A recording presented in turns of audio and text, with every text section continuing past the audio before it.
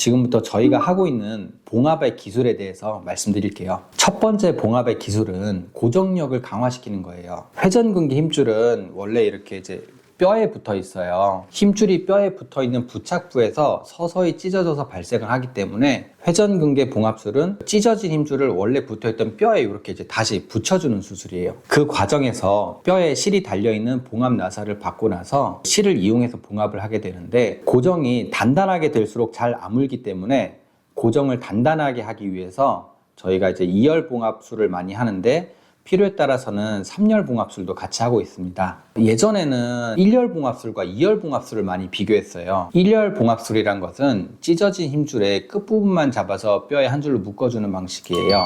이제 왼쪽에 있는 의사진입니다. 수술이 비교적 간단하고 빨라서 파열 크기가 작을 때는 이것만으로 충분해요. 지금 그림에서 보시다시피 힘줄과 뼈에 맞닿는 면적이 좁아서 강한 힘을 받으면 틈이 생길 수가 있고, 고정력도 좀 약해질 수가 있어요. 오른쪽에 있는 게 2열 봉합술인데, 2열 봉합은 자, 여기 힘줄 안쪽에 나사를 받고 힘줄을 봉합한 후에 바깥쪽에 이제 한 줄의 나사를 또 박아요. 그래서 이제 그 사이를 이렇게 실로 연결을 해서 힘줄 전체를 이제 뼈에 이렇게 눌러주는 봉합법이에요. 면과 면 사이를 고정을 하기 때문에 힘줄과 뼈의 접촉 면적이 지금 이렇게 그림과처럼 1열 봉합에 비해서 훨씬 좀 넓습니다. 고정력도 강하고 힘줄이 더 잘 아물 수 있어요. 오른쪽에 있는 그림을 보면 이제 좀 더 이해하기 쉬운데, 힘줄이 붙어 있던 이제 전체 면적을 덮어서 이렇게 힘줄을 밀착시키기 때문에 조직의 치유가 더 잘 될 수 있어요. 과거에는 1열 봉합을 하는 의사들이 많이 있었는데, 요즘에는 이제 2열 봉합술이 대중화되어서 많은 병원에서는 2열 봉합술을 하고 있어요. 그러면 3열 봉합은 뭘까요? 3열 봉합술은 이제 이렇게 내측의 나사열로 힘줄 안쪽을 이제 먼저 봉합을 한 후에 중간 부분에 이렇게 이제 나사열을 한 번 더 박아요. 그래서 이제 하나 더 추가를 해서 그 바깥쪽 힘줄을 한 번 더 잡아주고 외측 나사열을 추가를 해서 힘줄을 단단하게 이제 고정하는 방법이에요. 파열이 크거나 힘줄이 들떠서 2열 봉합으로 힘줄과 뼈에 충분치가 않거나, 아니면 이제 골다공증으로 뼈가 약해서 고정이 충분치 않을 때 이 3열 봉합을 하면 고정력을 더 극대화할 수가 있습니다. 앞서 말했듯이 3cm 이상의 큰 파열에서는 재파열 확률이 급격하게 높아져요. 봉합 후에도 봉합부가 제대로 아물지 않거나 아물었다가도 금방 다시 찢어질까봐 불안한 상태가 많아요. 2열 봉합이면 충분하다고 얘기하시는 의사 선생님들도 많습니다. 하지만 재파열이 안 발생하면 다행이지만, 재파열이 발생하면 얘기가 달라져요. 환자분을 포함해서 의료진의 수고가 많아지고 그 고생하는 기간이 굉장히 길어지거든요. 3열 봉합술은 힘줄과 뼈 사이의 고정력을 일반적인 2열 봉합술보다 한 단계 더 강하게 만들어서 조금이라도 재파열 확률을 낮추기 위한 저희의 노력이라고 보시면 됩니다. 마치 이렇게까지 했는데도 설마 찢어질까 싶도록 봉합을 하는 거예요. 2열 봉합이 일반 승용차의 안전벨트라고 가정을 하면, 3열 봉합술은 그 레이싱카에 설치된 아주 튼튼한 안전장치라고 보시면 되세요. 거기다가 이제 최근에 발표된 논문이 있는데, 관절경 학회지에 실린 논문이에요. 5cm 이상의 광범위 파열에서 3열 봉합술이 2열 봉합술에 비해서 유의미하게 이제 고정력이 높았고 재파열 확률을 10%까지 낮춰주는 결과가 보고가 되었어요. 저희는 파열 크기가 좀 많이 크고 재파열 확률이 높아 보일 때는 3열 봉합술을 많이 하고 있습니다. 두 번째 봉합의 기술에 대해서 말씀을 드릴게요. 힘줄을 느슨하게 만드는 것이에요. 아니, 앞에서는 단단하게 봉합하라더니 느슨하게 만들라는 것은 또 무슨 말인가 싶으실 거예요. 제가 이제 적당한 그림을 찾을 수가 없어서 직접 그렸습니다. 이 왼쪽의 그림처럼 힘줄이 팽팽하게 당겨 놓으면 여기에 가해진 스트레스가 많아져요. 그래서 고무줄처럼 다시 돌아가려고 하는 장력이 너무 강하기 때문에 결국은 이렇게 힘줄이 찢어질 수가 있어요. 즉, 힘줄과 뼈는 단단하게 봉합을 해야 되는 게 맞는데, 그 힘줄이 너무 팽팽하게 당겨지지 않도록 약간 느슨하게 긴장을 갖도록 하라는 얘기예요.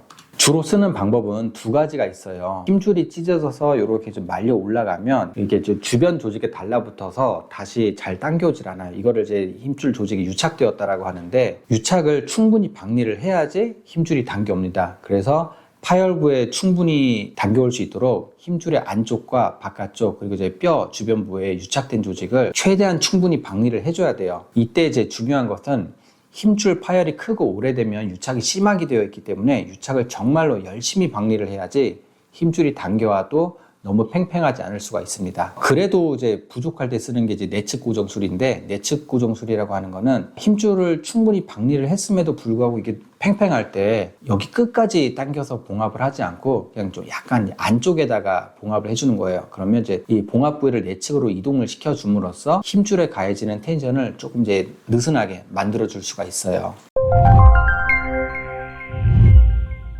자, 이제 세 번째 봉합의 기술에 대해서 말씀드릴게요. 요즘 많이 각광을 받고 있는 방법이에요. 이제 이 생물학적 보강법이라고 하는데, 우리 파열이 큰 경우에 힘줄이 얇거나 아니면 너덜너덜해서 힘줄의 질이 안 좋은 경우가 많습니다. 그래서 힘줄을 봉합할 때 다른 사람의 피부 조직이나 콜라겐 패치 같은 이제 바이오 재료를 써서 보강을 하는 방법이에요. 먼저 설명드릴 거는 이제 동종진피 패치 보강술이라고 해요. 이걸 이제 패치술이라고도 하고 패치 그래프트라고도 하고 또 이제 패치 이식술이라고도 합니다. 동종진피, 즉 알로덤이란 것은 다른 사람의 피부 조직을 말해요. 이제 기증받은 피부에서 면역 반응을 일으킬 수 있는 세포를 모두 제거하고 콜라겐 같은 이제 매트릭스만 남긴 것인데, 저희가 쓰고 있는 알로덤은 세포를 제거했기 때문에 거부 반응이 없어요. 식품의약품안전처, 식약처에서 까다로운 검증을 거쳤기 때문에 감염 질환으로부터도 안전합니다. 어깨에서만 쓰는 것은 아니고 보통 이제 성형외과에서 유방암 수술하고 유방 피부 결손이 있는 분들을 유방 재건의 목적으로도 많이 쓰는 재료예요. 패치 보강술은 회전근개 힘줄을 봉합한 후에 그 위에 다른 사람의 피부 조직을 덧대고 이제 봉합을 같이 해서 같이 고정하는 방법이에요. 이렇게 하면 힘줄이 더 강하게 고정이 되고 환자의 세포가 자라서 들어갈 수 있는 집터 역할을 하기 때문에 치유 확률이 올라가요. 또 어깨를 쓸 때 위에 있는 견봉뼈와 밑에 있는 힘줄이 충돌을 일으키지 않도록 얘네가 쿠션 역할을 해요. 그래서 완충작용을 하기 때문에 재팔 확률이 줄어듭니다.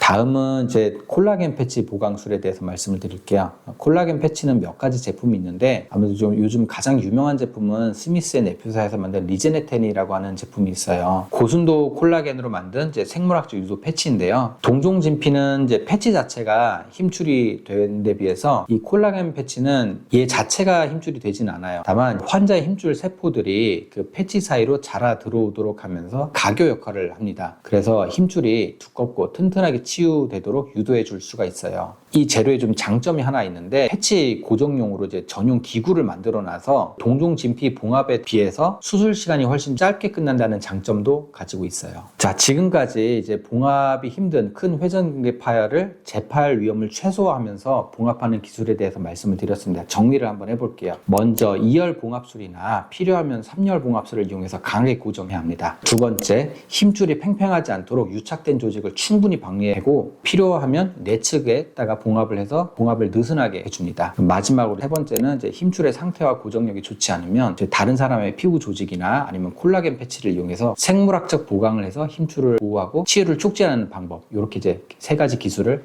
말씀드릴게요.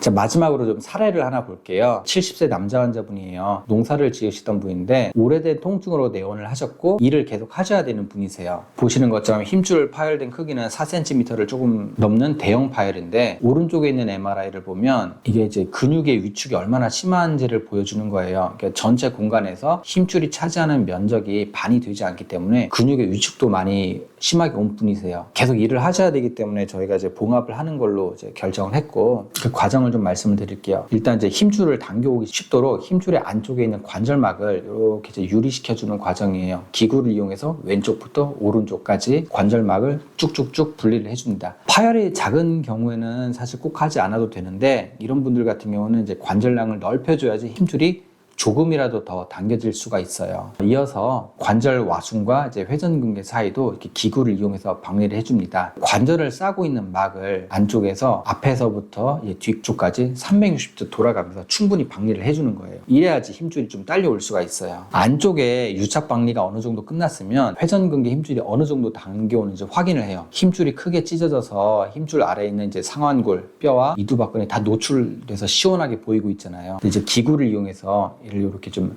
당겨봅니다.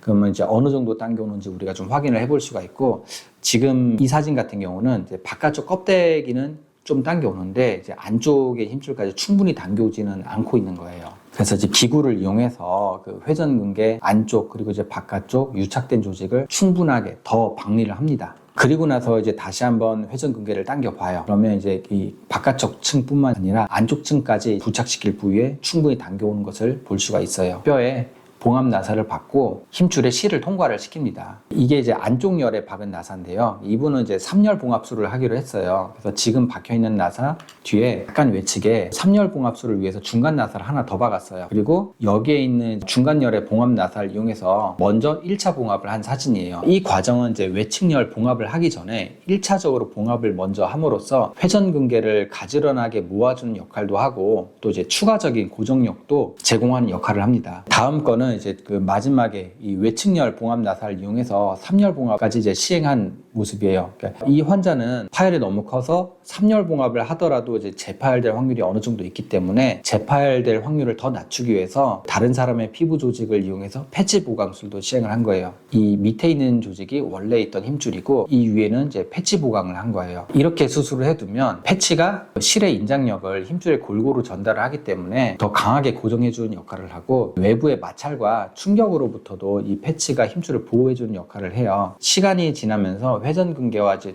달라붙어서 고정을 더 튼튼하게 만들어주는 이제 치유를 촉진시키는 역할을 합니다. 이게 이제 수술 전 MRI 그리고 이제 수술 후에 힘줄이 원래 있던 위치에 다 붙어있는 이제 MRI 사진이에요. 파열이 컸던 회전근개가 튼튼하게 봉합된 모양을 볼 수가 있습니다. 저희 의료진은 그 환자분의 소중한 어깨를 다시 건강하게 만들어 드리기 위해서 수없이 연구하고 고민하고 수술을 하고 있습니다. 오늘 설명드린 3열 봉합술 그리고 이제 패치나 콜라겐 보강술은 단순히 유행하는 기술은 아니고 수술 후 재발률을 1, 2%라도 낮추기 위해서 저희가 연구하면서 끝에 이제 결과물이라고 보시면 돼요. 여기서 안주하지 않고 더 좋은 결과를 만들어내기 위해서 계속 노력을 하고 있습니다. 여기까지 이제 오늘의 이야기를 마쳐볼게요. 오늘의 이야기가 도움이 되었으면 구독과 좋아요 그리고 알림 설정 해주시면 감사하겠습니다. 다음에 뵙겠습니다.